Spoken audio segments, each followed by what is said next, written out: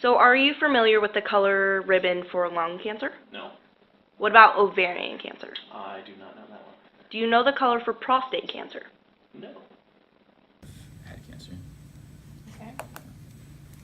So, do you know that ribbons are a common symbol of cancer, representation of cancer? Yes, I do that. Okay. And so, for example, do you know what the color of the ribbon is Pink. for lung cancer? Oh, for lung, is it yellow? That's it. Okay. Yellow. I know pink is for breast cancer. They have like a camouflage one for military support. They have a yellow one. I don't know if that's lung cancer. Red one's for leukemia, I think. What about prostate cancer? I'm not sure.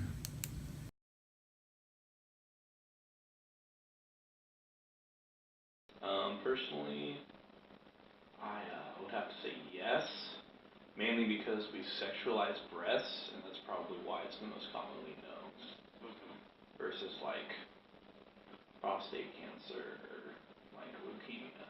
Yes, I do believe it makes it more of a feminist movement, but it's still mostly a focus on the medical part, like the medical view on it. Yeah, like cancer in general. Just for this one. Right. I think that's a fair point, is that, I mean, men can be affected by breast cancer as well, but it's seen socially as kind of a women's issue. So it is kind of not that feminists by any means are people who just jump on a train, hop off, and get on the next one, whichever's popular at the time. But it's a popular train for a lot of feminists to get on board with. And not that it shouldn't be popular as opposed to others, but I would just think that showing solidarity with a cancer victim can be important, but not necessarily as important as finding a way to stop it, to cure cancer.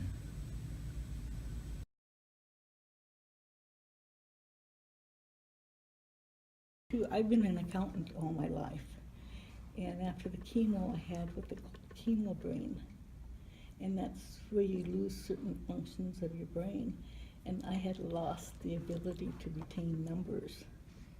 So I have a hard time remembering my phone number or my address, or just easy things like that. But I guess that's okay because I'm sitting here today.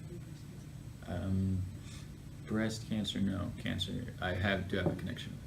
That sounds kind of vague and naive to say I have a connection with cancer, but I have family, friends of family, and family who have had cancer.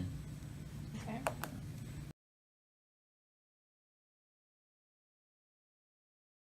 Make you feel.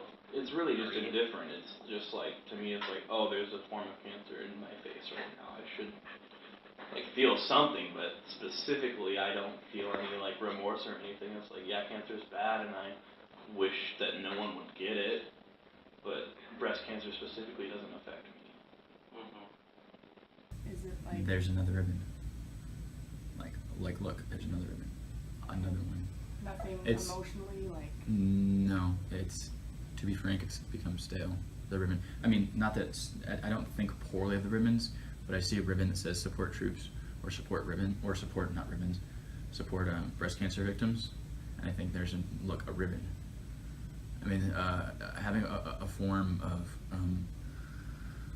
it's the same reason, like, to take it to an extreme, to have like a newspaper, or to protest, say, the Vietnam, or just a few weeks ago, the protest, the Trump inauguration via the Women's March. Like,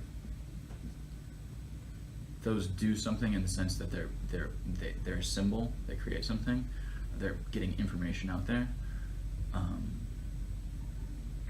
But and that's what the ribbon is doing, is saying, like, here's a symbol of solidarity, in the same sense that like a protest where you're standing up for the rights, but you can't just protest. You have to do the behind the scenes, like, social activism work, right? And that's the same with the breast cancer. Like, it's fine and dandy to have the ribbon and say I stand in solidarity, but if it's not acted upon in the form of research from Duke University and from Rutgers University and from USC and money put into it from funding from the presidential administration, then I don't think it's gonna.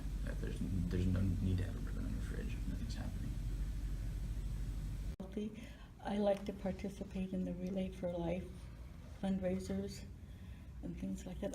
I participated in one in Nebraska shortly after I was healthy, and I did one I did several in Ellensburg when we lived over there, and I participated here in Port Angeles and in Sequim. So I am supportive of breast cancer research, most definitely.